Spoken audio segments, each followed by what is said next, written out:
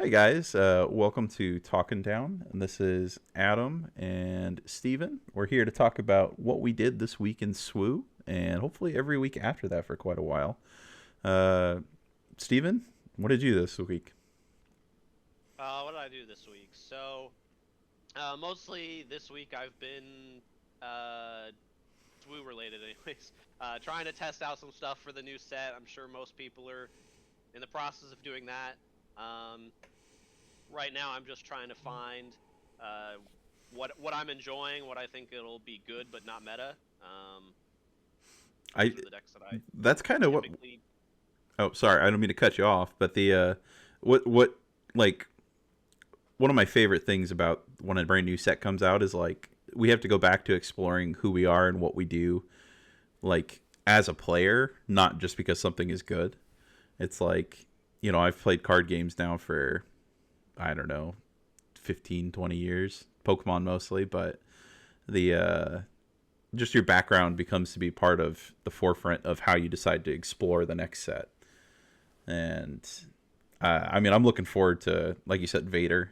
I'm looking forward to many of the new leaders. Yeah, like you said, revisiting some of the old leaders, so it's, you kind of have to make a projection of, okay, this is kind of the hype around what's happening, and how can some of these old leaders that maybe you previously enjoyed fit into the meta, and just trying to find maybe something that other people aren't thinking about. For those who don't know, Steven is a PQ winner, one of our two in the area. So, do you think you'll be able to take Ray into this next set? I've been playing around with a little bit. We'll see how the meta shakes up, but so far I'm seeing some hope. I don't think it'll be. Uh, I don't think Ray Red will survive in the new set. That's what I primarily played all of set 2 and 3. Uh, but I think some other colors she has some possibilities. Oh, okay. What colors are you looking for, or what are you thinking about? Because Hero Uh, Hero definitely is looking very strong. Yeah, so right now, Hero Green is the main one that Ray Green has been the one that I've been playing around with the most. Mm-hmm. I think Ray Yellow has some potential, but I think the issue with that is you might as well just be playing some other hero in yellow. That's fair. Green's the one that I've so far been liking, and I think at this point it's just a matter of how does the rest of the field play out. Yeah, and that's fair. And we can go further into those discussions and just uh, you've also been playing Obi-Wan, which I think is also a great pick. Just the idea of basically countering, as our podcast suggests, is the Talkin Town or Tarkin Town bases running around just about everywhere between Django, Quinlan, Vader's here and there. I'm sure that Wedge, maybe even the new Luke Skywalker, could trigger some Tarkin Town activations. Really, what doesn't right now? It's probably if the strongest, if not second strongest base in the, I guess, in just overall. I'd put it above ECL if Sabine wasn't the outlier in most cases. So, Right. but It's definitely the most in my I don't want to necessarily call it the most versatile, but it just always is impactful or always impactful, right? I yeah, mean, unless of course you're playing against hard control and they just never play a unit, but just the impact it does for your board state initially to get them behind on tempo, and it's just you don't even need to run a ping strategy. You yeah, can literally just use it for again getting the tempo and it is effectively. What if you say open fire is you pay 3 resources for 4 damage, and with the new I can't remember the name of the new legendary that does the it's red. You pay 6, you deal 8. Correct? oh, Is planetary invasion? yeah. No, that's eight. It's the new orbital bombardment. If that's Oh, uh, your on rate is usually paying 1.3 or paying 1 for 1.3's worth of damage. So one action for 3 damage, effectively free at the cost of 5 health, is it feels like on paper not good, but obviously the meta says otherwise. So yeah. I mean, it's just because the game is so uh, action based, and so just being able to get ahead and then having to deal with being behind in the tempo and then having to take numerous actions potentially in order to catch up. Mm-hmm. Uh, Not being able to just reset things Yeah. as easily as maybe some other games, just I think is the big defining factor. I mean, obviously, in 4 years we could look at this and be, this is a terrible base. It could turn into who knows what game with all these combo elements. I I'll don't play it. necessarily I'll see play it in that, Twin but Suns just for the hell of it. So yeah, there you go, there you go. just to remind myself, this is the good times we had, you know. But yeah, I love I love the game as a whole. Like I said a little bit ago, my background is mostly Pokemon. I've played a lot of retro formats. I mean, I've played in a lot of regionals. I've never really done that well, but I've had a lot of fun. Card games as a whole have been a hobby of mine for a very long time, and I've always wanted to kind of put myself in a place where I could sit down and talk with some people about what we enjoy about these games and what we enjoy about what's coming out. And so we'll just kind of go with that. But what do you have for something you'd like to explain to everybody about what got you here? Like what card games have you played in the past? Do you have a background in like anything related to being a nerd is the biggest way to say it, but that's fine. Oh yeah, I definitely a nerd all the way through and through. Growing up, I was had my nerd card and everything. But I grew up playing Yu-Gi-Oh, so I started playing that back when I was probably 12 or so, and played that till probably about 20, and then I played it again for a little bit after that. But that was the card game that I played as a Ute. And then I played Hearthstone really after that. That was kind of the follow-up card game that I played. I dabbled in, I say dabbled. I learned to play, a number of other card games like Magic and whatnot, but never really got too into them. And then I do also love poker. Okay. Never said that I wouldn't say that I'm necessarily great at it, but I do very much enjoy it. Definitely negative all time, but It's the love of the game. Yeah. The going back to your what you said about Hearthstone, Lord have mercy on my wallet if Star Wars Unlimited comes out with an online client that has microtransactions. Let's just say that would yeah. jump to Lightspeed already, mixed with Carbonite packs being something I shouldn't entertain, is something a lot of people in our little local area have been like, Adam, are you getting? I'm like, can't right now, but it looks fun.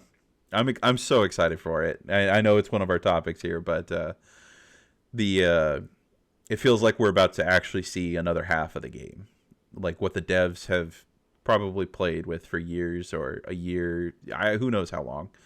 We're about to finally experience, and it's going to be so exciting. The piloting mechanic alone has me more excited for this set than the last two easily. So yeah, the big thing that I see with this set is the amount of chaos that it's going to be introducing, because we already got inklings from like Django Tarkin Town this set, where you play heavy space, and then try to race them just by being in the alternate zone. But now it kind of takes that to another level, and so it's going to be very interesting trying to balance between the two, because you'll have some decks where it's like, I'm not going to care about space, I'm going to still just kill you on the ground, or I don't care about ground, I'm going to just kill you in space, and then you have all these other decks that like your mid range or your control, and you're like, now I have to balance both of these things. The idea of lane dodging previously was something that, like, I feel like we're about to finally experience it in full. With set 1, it really wasn't a thing. Set 2, you finally got to see where counterplay was introduced between Concord Dawn and the Black Sun Starfighter. Is that what it was? Black Sun. I don't. Okay, yeah, the 3/2 Villainy Sentinel. It's like, all right, so these lanes can't be just completely blowouts. And then set 3, I mean, your highlight of the set is P38. And then, obviously, Ruthless Raider becoming back to be arguably the best set 1 card now in the format, just on the back of Triple Dark Raid alone.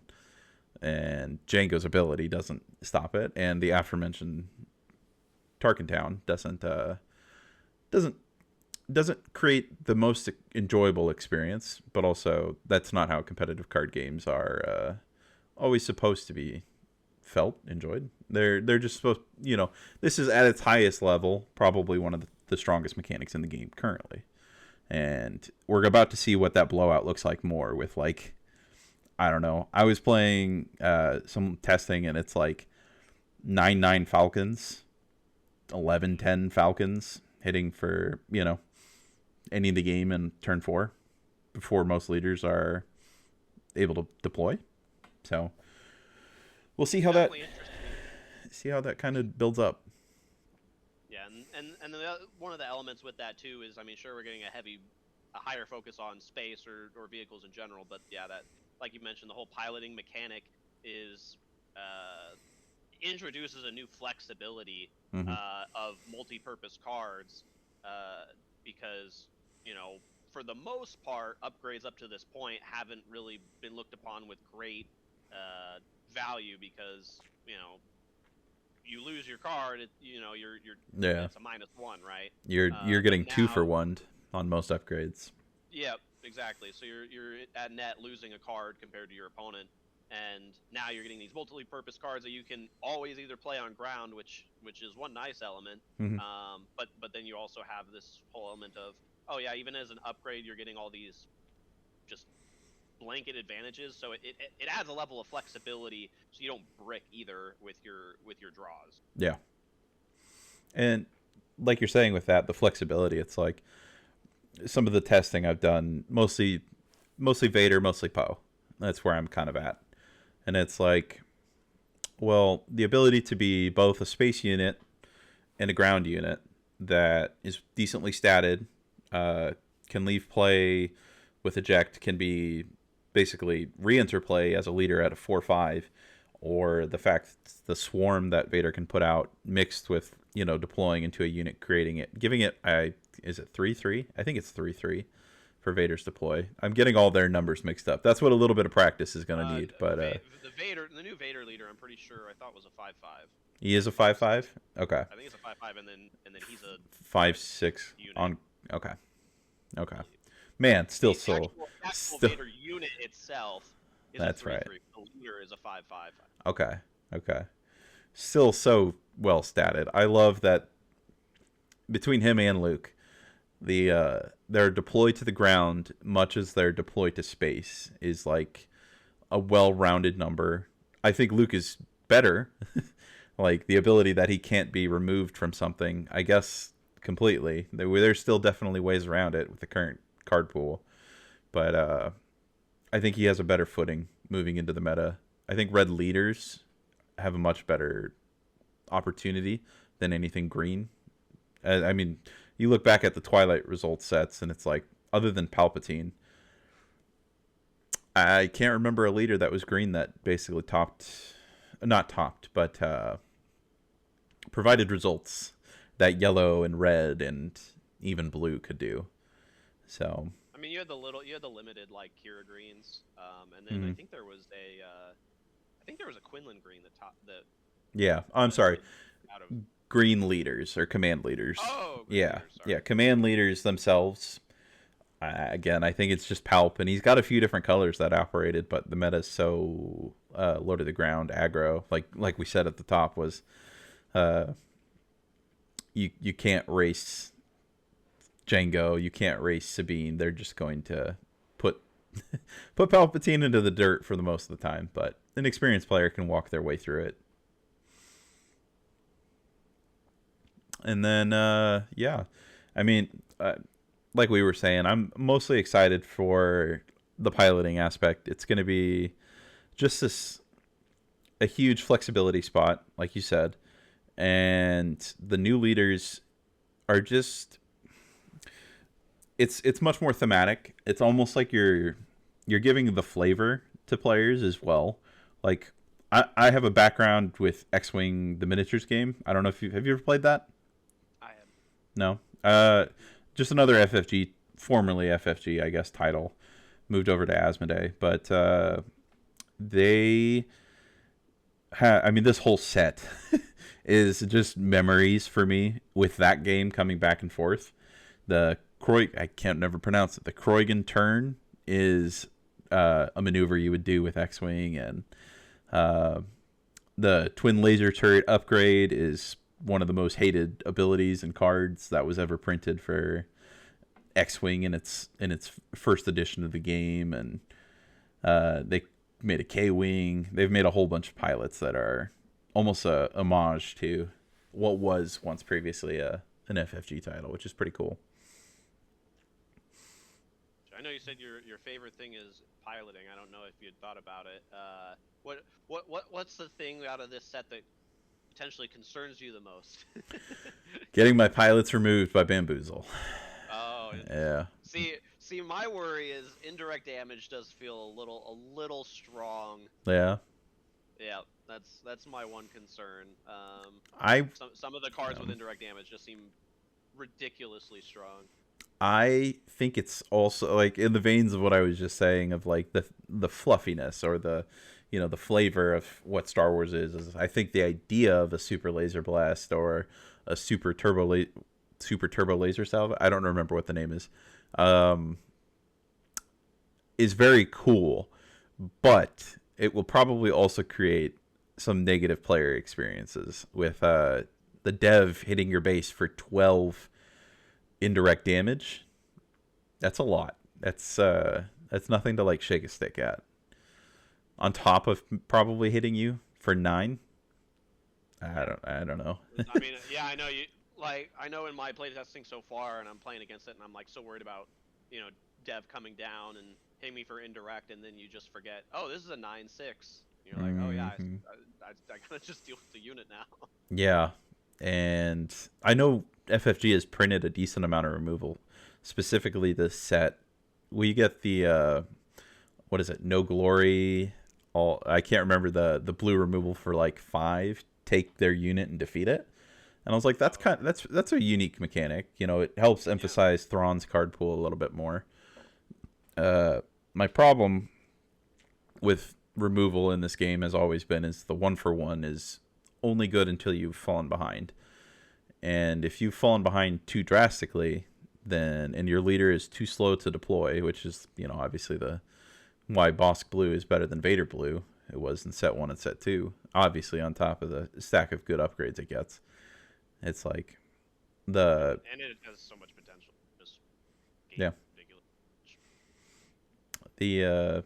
I think pilots and upgrades are going to have a hard time learning what counts look like correctly into those big matchups. And that's not even talking about, like what I mentioned with Bamboozle. And, I mean, you have Bamboozle now. You have Confiscate. You have Disabling Fang Fighter. I think Aggression will see more play, but I don't think it's going to be the key archetype of any of the leaders that come out right now. I just frankly don't think the card will see the light of day as much as we'd hope. I could be wrong. I'm hopeful that I'm wrong because I actually like double red. But what do you think about that? Yeah, I mean, again, it'll just go down to the balance aspect and what pilots do we actually think are going to see play. So, like, I mean, obviously you have the Luke Skywalker unit that you can make a pilot and then it goes to ground. So, you're gonna play into that. If you're playing into a pilot strategy or have elements of that in your deck, you're gonna force yourself to run cards that can help mitigate that. Yeah. And that's why, like for me in my testing, I was mentioning green. It has the Luke, it has the Chewbacca. So Chewy unit, man, that thing is. Yeah.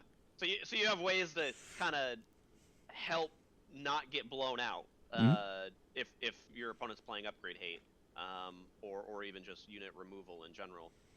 So it's just I think at least so far in my testing, the pilot strategy is going to be very it's going to be down to 2, maybe 3 leaders. I think that you'll see that can either just effectively ignore all this upgrade hate because their cards mitigate it like a Luke, Yeah. or as you mentioned, the Poe. It's just like, well, I'm gonna, yeah, you can Yeah. move my Oh no. upgrade. I'm gonna just pay 1. Okay, I'll Yeah. put him on and pay It'll, 1. Oh no. yeah. You paid 1 for So confiscate. Poe does the same thing. He'll come back and you know. yeah. Uh, I like that. Yeah, we'll learn definitely very quickly. I think what pilots can stand the test of like the meta itself. It'll be what mostly will be interesting is that people are going to learn quickly that the Voltron strategy, or even just like the pilot strategy itself, is. I'm not gonna say it's action inefficient because at the end of the day, if you defeat them or you deal their base total, then you've achieved the goal. Plain and simple. But there will be decks, and people will have learned on when it is efficient for them to just knock out your unit, to just open fire, to just. It's like, oh no, your black one became a 5/4 with Poe attached. On turn 2, that's still just an open fire for 1 action. It's like you spent 1 action not dealing damage. It's kind of the exactly, and like you said earlier, the 2 for wanting with let's say they take their turn 1, they play the black one, you play a unit, then they play R2, which obviously a great card. I love that it's a 0 cost pilot because I actually, whether or not he is broken, I think it was needed to create space for not just like the things we see coming at you first, like the black ones, but the things that might be better. Like R2 on a Bright Hope, that's insane to me. R2 on I'm not gonna say the black one from Spark of Rebellion is any good, but like once the meta rotates into an idea of like we can't just be a black one stacking or a Millennium Falcon stacking deck. Maybe we have to branch out into the I like the Senatorial Corvette still. I think a 5/4 Saboteur with in space is insane. But we'll see where those go. But as for the pilots, as we were talking about, it's going to become an action inefficient choice at some point because losing your 2 for 1 mixed with losing out on even Poe might fall down to this, which is where it's going to get unfortunate. But I hope that between Luke and Chewie they stay like relevant in the meta. I'm just afraid of what double yellow is going to turn into with this next set. That's my biggest fear at the moment. Yeah, I think it will nail down relatively quickly what leaders are, or not leaders, what pilots can be played. Mm-hmm. I think you'll see that if you're gonna see the same pilots in a lot of decks, and it'll probably nail down to, I figure, like what do I want to say? Maybe 5 to 8 if I'm encompassed. I'll say like 7 to 10 because I gotta include both hero and villainy. Yeah. That you'll just see in particular colors, and I think it's going to be those units that, when attached to the upgrade or providing a benefit to the unit it's attached to, or as in the case of Vader, it generates tokens or provides some other benefit immediately or after it's destroyed. Yeah. And one of the things that I do foresee is, even if pilot is a good strategy and it is controlling the meta, I see that to be a relatively easy strategy for your more soft control into hard control decks to deal with. Yeah. So I'm curious how that'll play off each other. No, I completely agree. The meta will. I mean, obviously, early predictions out the gate. If people forget the relevance of Han, assuming nothing changes with the card pool in regards to him. I don't think he's going to get any kind of adjustment or ban, which I don't know if he deserves it. I'm not going to say I enjoy the experience of playing against the deck, but, that's just how card games roll. There's no, at some point something will come out on top. Well, I didn't know if it was going to be Sabine after Boba got banned, but Double Yellow still just has a strong foothold in everything that we decide to do moving forward. It's part of that, like, can this aggro deck beat Sabine? Well, it's not as good as Sabine. It's hard. It's your bench, your status quo.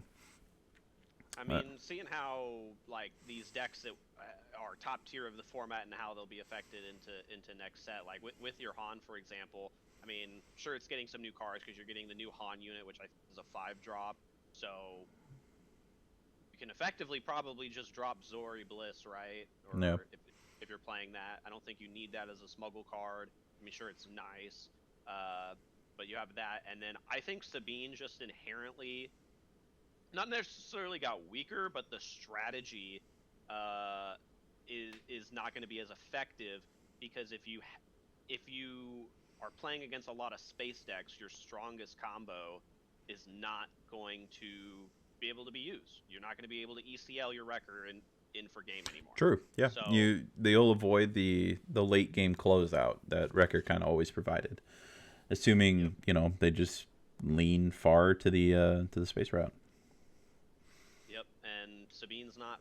I mean, again, it'll depend. Maybe they start maining Fang Fighters or whatever to deal with pilots and whatnot. But I think initially Sabine going in isn't going to be nearly as effective because, again, I think the flavor of everybody is I want to put pilots on ships. Yeah. So without some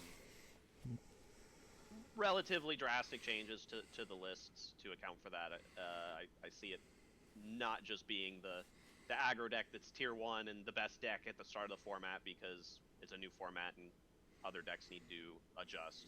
I think it will also need to adjust a fair little bit. I think the something that we started seeing when Django became a popular deck again at the end of the showdown, or the PQ cycle, because Django was like the big bad that went in on week 1 and was just bad on week 1 result wise, and then at the end of the PQ cycle it became, I think it won the most that weekend it did than compared to the rest of the weeks prior, which was very interesting, which is something I really like about this game as a whole. The sideboard aspect is really nice, but the cycling of the meta will change so quickly if you're willing to pay attention and see how the slots in your deck and the cards will do better at certain times. And that's what I think is also an indication of a healthy game, right? Because it's not just you have this deck and it's the best deck. And it's like, okay, well, I'm not going to play this deck. What's the most effective strategy to deal with that deck? And you run into issues oftentimes where it's like, okay, well, I'm going to win 60% of that matchup, and then you also have to account for player skill. But then maybe that deck loses to everything else in the field. So I always enjoy the meta games where you do have to play a little bit of cat and mouse of like, no, this is the best deck for the week because this is sentiment for the game. And these are the matchups that I'm likely going to see. Yeah. And, we saw that, evident in probably that last month before of the PQ season, probably right before the Django made its representation again and did well, where it just... Yeah. I mean, like, something that always reminds me of, like, these decision makings was I think when we went to you and I went to one of the 1Ks not too far back in Iowa, and you were still on Ray Red, and I mean you've ran that deck back so many times, but the Boba was the obviously the tier 1 deck out of that format. Boba Yellow at the beginning of the set, and the Boba Green reared its ugly head back around to remind us that Overwhelming Barrage on Boba mixed with Boba Fett's armor was probably the best card combo in the game. But you played Ray Red into Boba because you knew the matchup well and that the matchup was actually winnable. The worst part was is when double cunning would still put your Obi-Wan Kenobi back in hand. That's the worst like six cost disappointment in the game to me. But it's still, the matchup was actually on the table very strong, or at least like above 50-50. Yeah, and I think I'm trying to remember because I know for the 1K, I think that was the one where it was like ECL Boba was kind of what was Yep. coming back a little bit, and they was playing a little bit more of an aggro element. But like come, I think it was like October at that point was where 30 health Boba really came in and just dominated Yeah. everything. And that matchup I know was much more difficult than the yellow one. Yeah. No, they started reintegrating the top end of, I mean, Maul was still good, but the reinforcement walker, and I don't think they included Dev very often, but it might have not have been off the table. I know Relentless was at least in one of the lists, or a few of the better European lists, because they could get up and ramp at the same time that, you know, the other control decks that were relevant were, and at least get ahead of them to try and put the Relentless down to stay and maintain board. But yeah, um, at least in regards to jump to Lightspeed, you know, I know we've talked about the piloting aspect, but what are I would like to say, what are the most three big leaders you're interested in right now? That I know you said you've already been testing, but what would be like the first two that you'd be like, these are the two that I think are going to do well, and then what's your hopeful one? Because Specifically new leaders or out of yeah, our all all new pool of leaders. leaders? All new leaders. Okay, Mm-hmm. so I think the number one leader that's new is the new Boba Fett. Okay. Um, I do think that Yellow Boba is very strong. TDR is still a very crazy card. Um, Side note: that card is like I think $10 now, 15 that's for wild. for a rare in this game to cost more than like $3 is kind of surprising. That's just, go ahead though. Just, I was looking at TCG Player the other day and I'm like, I don't even want to look at what a hyperspace one of these costs right now.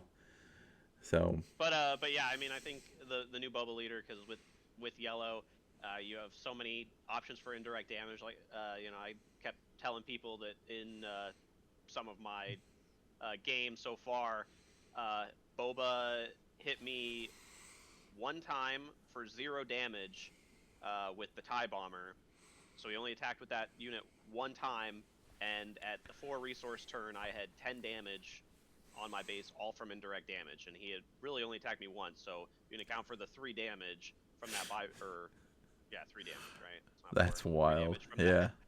So it's like I got another 7 indirect damage just from that. So it's, you know, and if you're on a 25 health base and you don't have to attack to even put damage on the base, it's a pretty scary situation, especially since probably no leader has even flipped yet.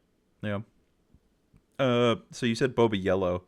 Do you think that they might ever play the I can't remember the name of it, but the new special epic base that allows you to draw 8 cards with no mulligan? Do you think they'll consider that, or do you? Oh, the 9, yeah, draw Yeah. 3 extra, and then I can see it. I'm curious how it'll play out, because I mean, I think one of the benefits to that is when you're running a yellow space deck, right? You Mm-hmm. want to see triple dark raid, and if you don't see Yeah. triple dark raid in Django, for example, you probably lose that game most of the time.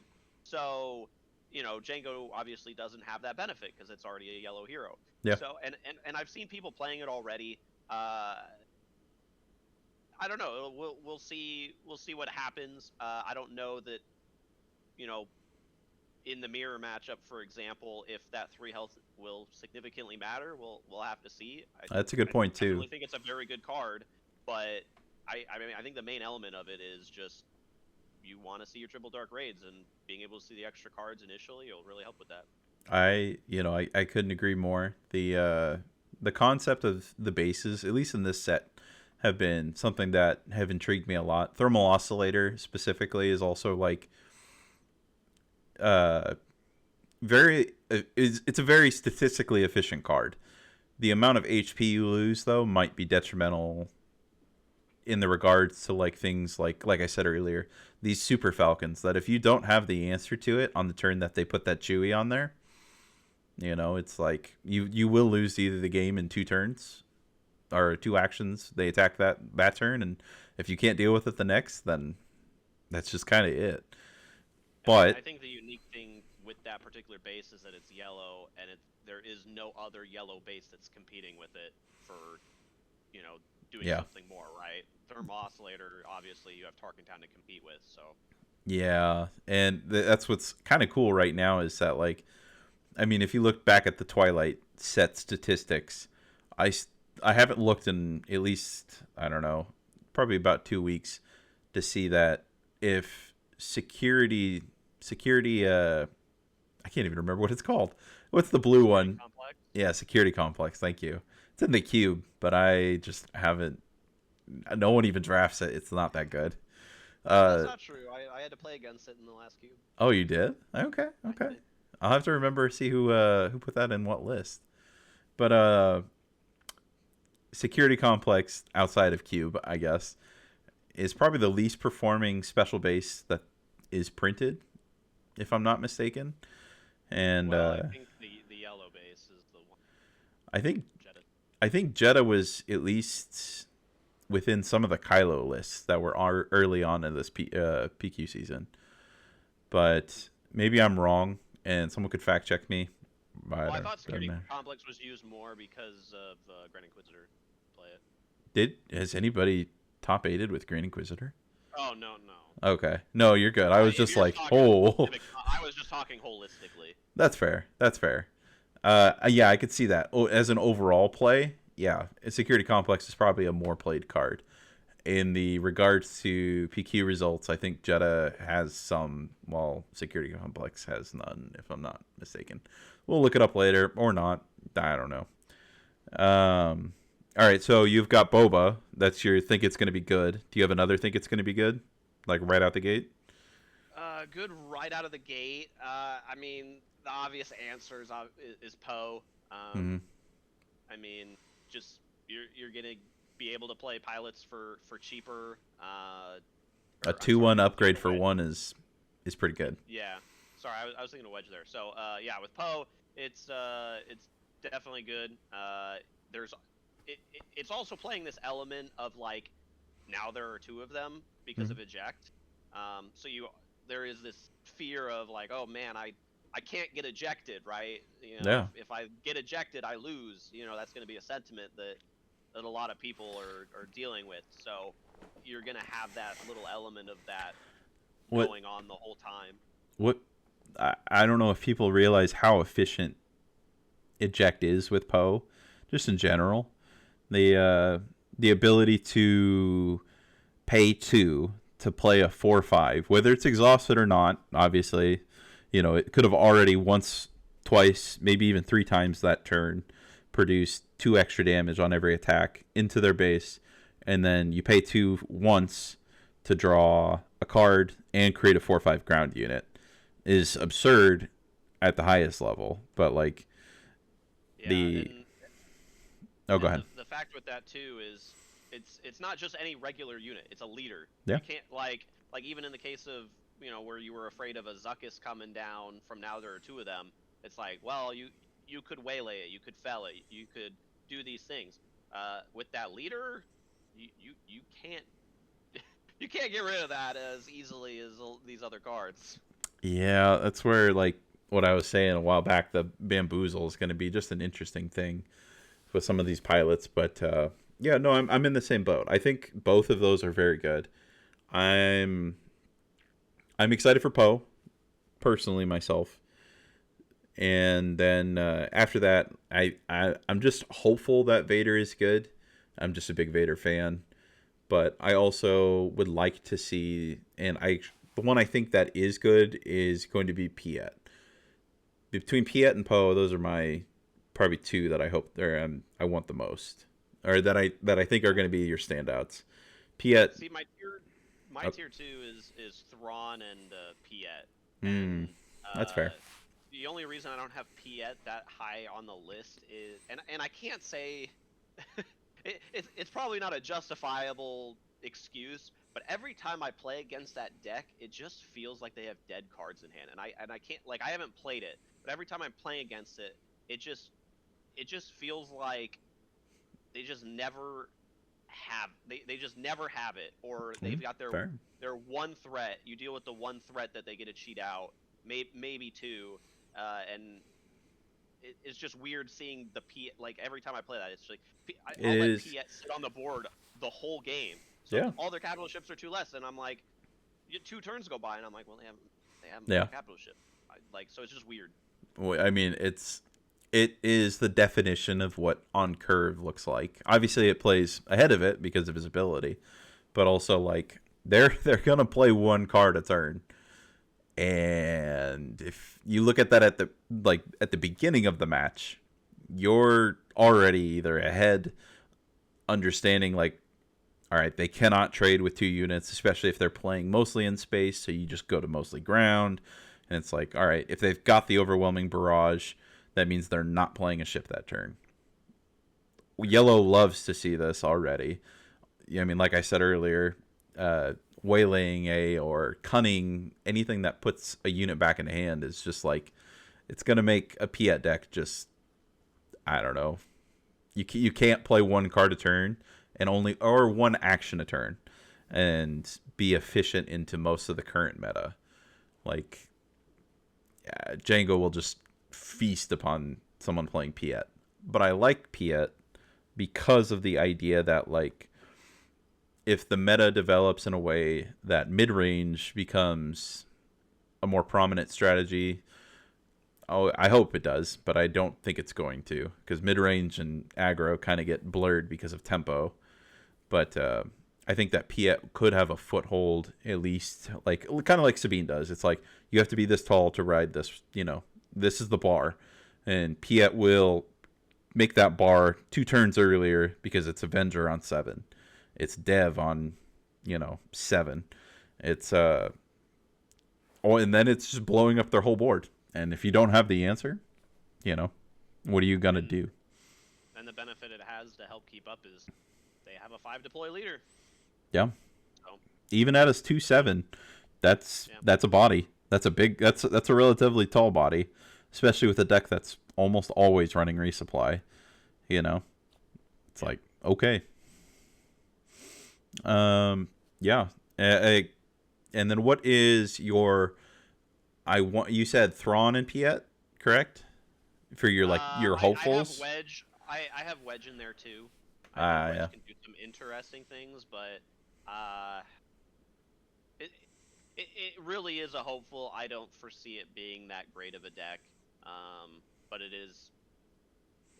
does some interesting things that I think is fun. But Thrawn's the big one. I know people are approaching Thrawn as this, really good control leader. Um, with like mono blue or something, or even just go with green. Uh, I think green, but I really think that the red variant is I quite strong, and when you compare him with indirect damage with the when defeated stuff that exists in this set, it is so good because it's yeah. you're just you like you can trade well into the stuff, but at the same time you're like almost kind of aggroing them out. So if it can handle with some of the most aggressive decks, and somehow avoid their when defeated stuff, um,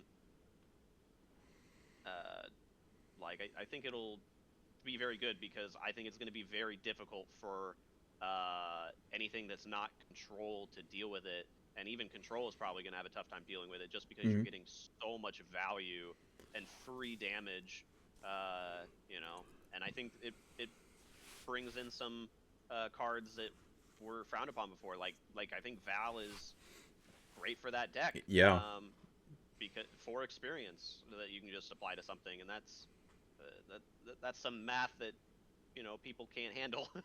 It's a great ability. B, it's like okay, So your turn 3 play, because Val's a two draw or a 2 cost 3/2, right? No, she's a 2-drop 2/4. 2/4. Okay, that's even better. Again, a card in the cube that I just can't remember, but a 2/4 is great on turn 1. I mean, if they make their Tarkin town get spent on Val, then it's like, okay, they avoided the on death, which or the getting the tokens on something else. But if they can't do that, then that unit trades up, I think, every time. Correct? Right. And pretty much. But and I mean the thing with it too though is I mean sure you can play Val turn 1, but obviously every throne wants to play Krennic turn 1. Yeah. Krennic turn 1. But if you It's follow Krennic, that up Inferno with 4, Val, all 3 of them. yeah, yeah, but like if you follow that up with a Val after that, I mean you have a shielded unit that probably didn't die now. So you're, you know, I mean sure you could also just lose it. I mean that's unfortunate because of the bounty aspect, but I mean that could also almost be a 6/6 shielded Krennic. Yeah. Potentially. That's terrifying. That's who that I think if there was a card that I think is going to stand out as probably one of the most significant deck additions to even just the archetypes themselves is Krennic. I mean you think about every blue villain deck or even just every blue I said blue villain, but every blue villain deck just period. It's like it's going crazy with Gar Saxon. You suddenly have 3/2s that with several on defeat cards that you can put in just to add to it that now are getting cheaper with a deck that's already swarmy, that already has shield upgrades in itself. And I mean it's a win-win. It's almost as if 2 cost 2/2 shielded units are good. Oh. Without without any other effect. Hot take, I think. No. Craft. Blue. I'm like, oh look, a non-yellow deck that is a 2/2 shielded unit. Yep. That feels pretty good. Yeah. When your opponent opens both Crafty Smuggler and Director Krennic, they cry. Everyone cries. Yeah, I mean, you mentioned Gar Saxon, and now I'm like, now my wheels are turning. I didn't even think about that. I was like, oh, that seems pretty good. I have a feeling he's going to be more relevant than people think. I mean, don't get me wrong. Upgrade hate will be out there. Will it be main boards? I'm going to assume at least a little bit. I don't know how many spots, but I think it will. I don't know if it's going to be like 1 to 2 disabling Fang Fighters. I don't know if it's going to be like 1 to 2 confiscates. If they're doing that to get rid of your shield. Yeah. Oh, yeah. For Krennic, oh, well, he doesn't care. Like, yeah, you pay 3/2 to defeat my Krennic's shield? All right.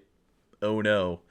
Then they play their, whatever card, the new shuttle or, any new of the slew on defeat cards that they just printed in this set, which I'm so excited for. Like you said, that Thrawn himself is a brand new archetype, and I like being hopeful for those to succeed. Kind of like I didn't think it would be any good, but I liked that it was printed with Nala Se last set. Is that they're like, all right, the villainy archetype now can run ECL Wrecker, even if the leader is bad. This is something that you can try. I don't think no one ever did anything with it. I've seen it played in like Twin Suns by one of our locals, but and that's awesome. I love that. Competitive wise, it's not going to sit there and make a dent. Django does not care. Django will just exhaust it. It doesn't matter. And then, I mean, that did I even say my hopeful? Was that my hopeful? I can't remember. I know I said Poe and I know I said Vader for my 2, like, I think will be goods, or Poe and Luke. But I don't think you said your hope. Well, you said Piet for 1. I did. That's right. And then Vader will be my hopeful. That will be it. I've been playing a lot of Vader. Yeah, the new Vader.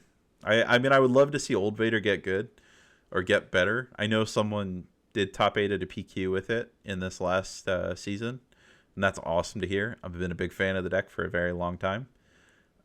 And the new Vader unit, the 7/7 for 6, is nothing to scoff at. I just don't know if that version of a Tarkin Town deck can go as fast as the other ones are. I think Django will just continue to own the lines that most decks can't deal with. I think P38 is just efficiently one of the best printed cards in the game currently. Even without Tarkin Town's existence, it always trades up. It's a 5 damage dealing unit for 3 without Django's ability. So, And what's so crazy too with Django is like you've got this,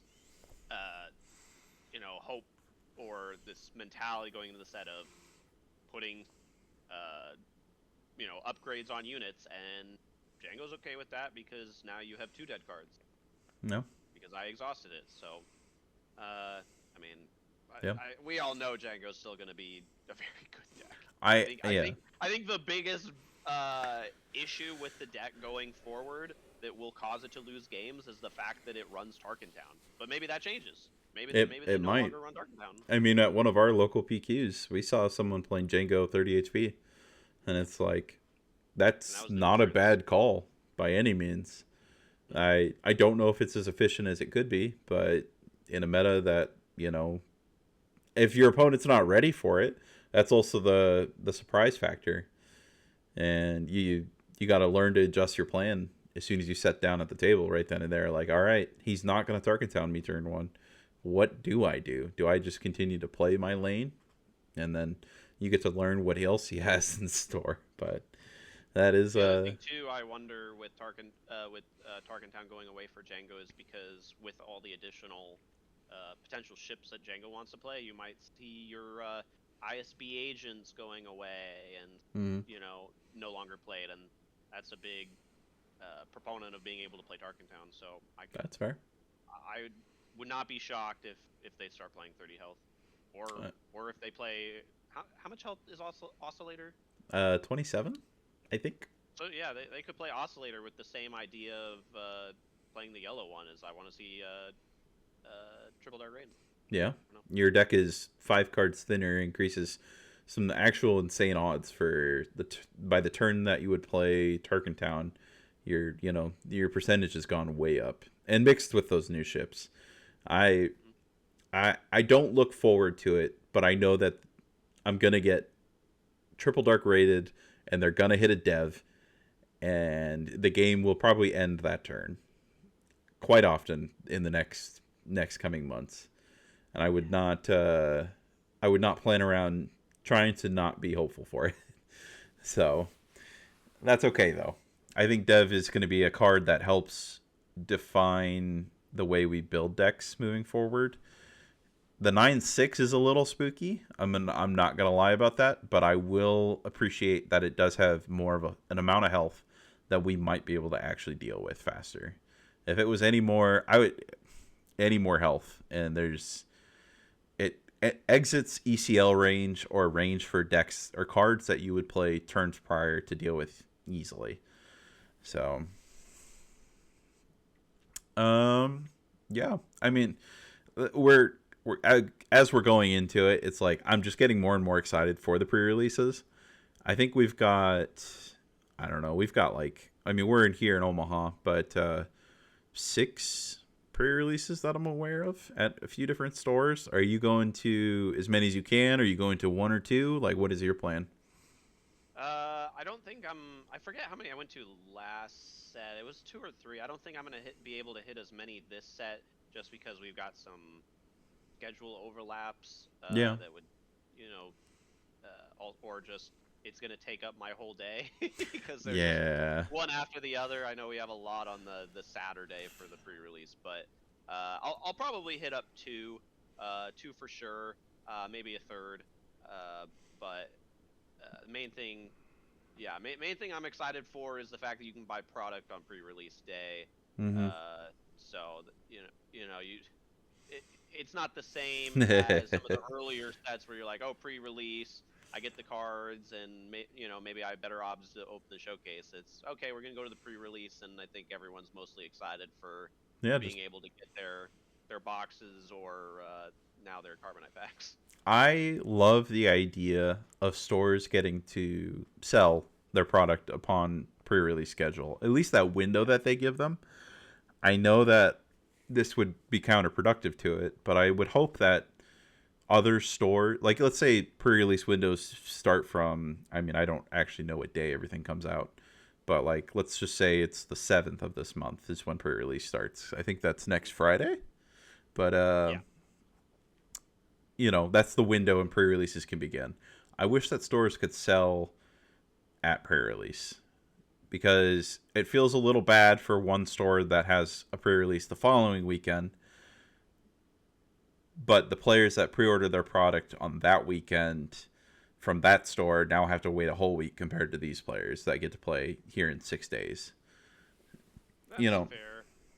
it Um, it's like rush to be first, which is okay. Like it it makes sure that communities that are thriving continue to try and like push for good time slots, and that's just the nature of the beast for how TCG stores run. But right. I mean, I like the element too because it incentivizes people to go out to your store mhm. because they get stuff early. Um, plus, I also just yeah, I don't know. I just like that idea in general because just Yeah. the earlier you can get it, the better, and you don't have to worry about the time crunch as much to get certain cards. So. Oh, I mean, there's a lot of people here in our area that are going to Denver. It's only what a 7 hour drive for us for the sector qualifier, and then a lot of us who are already going to Worlds, but that a couple months away. The problem in between those time gaps is that we're going to get a set release, and then 3 weeks later on both of them is the large event. So like when set 5 comes out, we're going to have just the same amount of time almost in between set release and being ready for Worlds. So it's going to be a lot of testing, but making sure you get your cards in before a big event is very very important. Right, because you don't want to have to order everything off of TCG Player and then run into. I mean, like I know 3 weeks should be enough time, but Mm, it feels pretty devastating if you don't get your cards and then yeah. I mean, sure there will be vendors there that you could maybe pick up cards if they have it, but it's like Are you you're paying double like paying. Yeah, you're gonna double yeah, pay. you're It seems gonna pretty bad. they'll reach into your pocket a little bit, but that's what convenience is, I guess. Uh, Speaking of stuff going on in our local area, we've got one more Twilight Showdown. Are you going? I am going. I will. Okay. I will be there tomorrow. Um, I think I know what I'm gonna play. I think I'm gonna just go out with playing what I enjoy. Hey, there you Uh, go. Run it so back. yep. So I think that's just where I'm at. Just Fine. it's the last time I'm gonna be able to play the set. So just do what I enjoy the most. That's fair. I don't blame you. That's what I'm kind of stuck at. Is like I said earlier, I was a big Vader Tarkin Town enjoyer during set 1, and someone doing well with it was like, all right, I guess I gotta re-sleeve it to try it out, see if it's any fun. Still pretty fun. I enjoy it. But I also I haven't won a showdown yet, so I kind of want to get a champion one. So maybe I just put Django together. We'll see. I'll kind of wake up and be like, is this how much motivation and how much do I want to try tomorrow? Is it's kind of Yeah. I'm tired and I'm ready for set 4 to come out. But if I'm spending money to play, I should try and get some results probably. I know Django won our last showdown. It did, Um, yeah. I was just, dang it, Daniel. If you're listening to this, yeah, if you're listening to this and you show up tomorrow, congrats on your win. yeah, don't give it to him now. If he listens to this in like a week, oh man, oh Okay, I've done this every time I've seen him in an event yeah, it's beforehand. I go, fair. okay, guys, he's here. Let's just go home. And he's won each time, I'm pretty sure. He's beat me in 2 finals now, and you know That's okay. That's okay.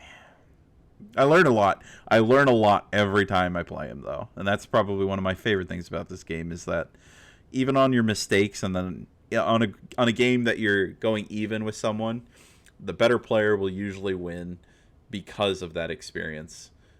And it's not just like my card is just stronger. It's like I knew your card was stronger. I'm gonna figure it out about a turn to 2 turns ahead of you, and when it's played, I've already know how to answer and deal with it. He clocked me pretty hard. Stinking what's the new 4 cost card that Django's been playing? Puts through, yeah, on the doorstep. Thank you. I, I love that card in Django. It's so much fun. I honestly think that card starting to get played was a big factor in the resurgence of Django. Yeah, and and people just learning the lines of how to beat Han Yellow with Django, because Tarkin Town is his greatest weakness. It's like, all right, you've run several 5 HP units. This is how I'm going to deal with you on the turn you deploy as fast as possible. I think on the doorstep, Crafty Smuggler, Boba Fett unit is now seeing play, and more things that exhaust to reduce how effective they are on their both their deploy turn for Han, but also like reduce the odds of you getting DJ attacked. So, Why was that? Was that a bad matchup for Django initially? Because man, a showdown oh, on yellow and played I against 2 Tarkin down decks and just. I Well, Daniel obviously wrecked me. The other yeah, one was he's very close, but did I not feel fun. no, I mean I think the Han Yellow deck is just so like the curve is so not the curve, sorry. The value of its cards is so much higher than a deck that is not built to beat it can deal with in our current card pool. It's like currently we're at, what is the smallest card pool this game will have. As of next week, we'll be at what will be the status minimum for the rest of its life cycle. But like a deck that runs almost only 3/5s mixed with what 3 versions of hand control, also 3 versions of damage modifiers, also bouncing, and 2/2 shielded units. yep, resource manipulation of your opponent, and it's got the toolbox. If someone was to describe like what a cookie cutter deck was a very long time ago in other games, this is that deck. And Django had to morph itself from the beginning of the peaky showdowns, because Double Cunning was like, you've played a few units, I'm going to exhaust them all, and then I'm going to hit your base for 10 and your Tarkin Town, so you're going to probably lose next turn after I do that. So that is one of probably the things that I'm most excited for, hopefully, in our kind of goodbyes to this set, is that I hope that the meta develops in a way that Double Cunning doesn't stand to be so prominent in both. In Villainy, it was Boba, and Boba just kind of lost. I mean, he got banned, but it being in Hero now proves that the card pool itself is kind of a problem point for the game, at least efficiently how we deal damage in this game. Is that I hope that indirect damage might be able to solve some of the problem that Double Yellow has kind of prevented our units from causing. So I don't think it's going to completely, but if it begins to crack the mold, then I'll be excited about that. Yeah. You got any goodbyes for what one Spark of Rebellion through Twilight was for us? Any goodbyes? I mean, I'm gonna say it's probably goodbye to my baby Ray Red. You know, I find it difficult to see that deck continuing. So that which I've enjoyed the most since playing this game is probably going away. Maybe I'll be wrong, but I hope not. I hope not. Yeah, I mean, as like, but when set 1 was out, Vader had a place, and then set 2 came out, and it's like, all right, Vader's home was never really. He was he was kicked out. He was homeless, Yeah. and I hope that doesn't happen to Rey, because I hate the idea of anybody's favorite leader not being. Let's Well, I don't want to say the leader. I think the leader will still be fine. Potentially, I think there's a lot of hope there. I think it's just the blue red colors with her that I think are gone because or at least one of the things that I love that really causes chaos for the opponent is the hand disruption. Oh And yeah. I just don't think you can play that at least off of initial testing for next set. But so that's what I'm gonna miss. That's fair. It's just one of those. I love decks that are very versatile, and I felt that since that deck feels very versatile, just don't think that it's going to be able to continue playing that style going forward, and that removes an element of versatility for your certain matchups. That's fair. I think the what people always underestimated about Rey was just like when an experience gets added for the cost of 1, which is it's on rate. It's more than just like this unit is now stronger, but it's also like this unit is now being partially invested into the idea that like in my head the first thing that always comes up is the Concord Dawn, and it's like this card is theoretically it's a 3/4 when defending, but a 5/4 defending is a whole nother beast that basically makes your opponent think that like, all right, this lane can't be interacted with, like just about at all. And that's what our card pool currently does, and maybe that'll get shaken up. I don't know. I hope that, like I said, Rey's got a place. And I mean, I'm 100% sure Tarkin Town will still have a place, but I don't. Yeah, Rey will be the question between those two. I could see maybe if you're still looking at Hero Blue, it's like maybe Anakin or not Anakin, maybe Anakin, but probably Luke Blue, like Luke 30. Mono Blue? No, new Luke. Yeah, Luke Pilot. Gotcha. Okay. But yeah. I would have to look more at the ship pool to be like, is this actually? Am I just spitting something out because I'm so like traumatized by like Force Throw Pillage has given me nightmares. And that's the other thing with it too, is it's like Rey just offers so much value. Like I look at the deck and I'm like, this is a value deck. So I'm gonna play a unit that's bigger. You have to deal with it, or I'm gonna out trade, and then I'm just going to also get pluses because my Force Throw will get rid of a card plus kill it. Pillage will give me a +1. These things, and I don't see another leader that's going to be able to do the same things. And even old Luke, for example. Yeah, Shields as a mechanic has always been like, I don't know, maybe it's Luke's ability specifically that the unit had to be played that turn was always the problem. Yeah. But everything else. Even with that going into the new set, I know everybody wants to be able to get a showcase of him by doing at a qualifier, dude, or at a regional qualifier, or whatever. But I'm like, I'd love to be proven wrong. I just don't foresee how Luke is going to be an effective leader with indirect damage. Yeah, I don't know.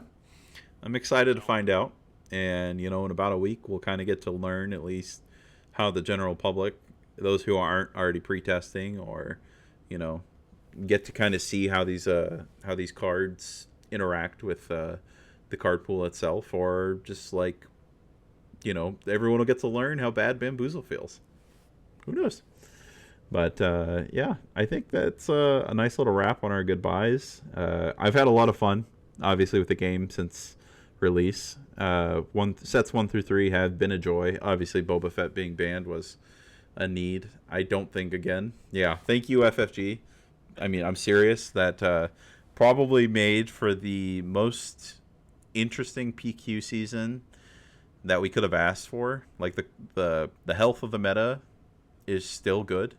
And, I mean, you're looking at the only PQ winner with Ray right here, but like there's so many different decks did well, and it was a joy to watch. All the streams and all the other communities are, they're working hard out there to make things relevant, and some leaders just shine in a light that we haven't seen yet, which is always very interesting. Like some of the threads and places, and some of the big teams like the KTOD guys and the Bothan Network folks. They go pretty crazy for some of their leader combinations and the lines they learn. But yeah, I'm super excited for what we've got coming. Yeah, super. Yep. Yeah, we'll see how it plays out. Really, yeah. Last guess and last thing before we clock out, the tomorrow's showdown. Since this is all pre-recorded, what do you think's gonna win?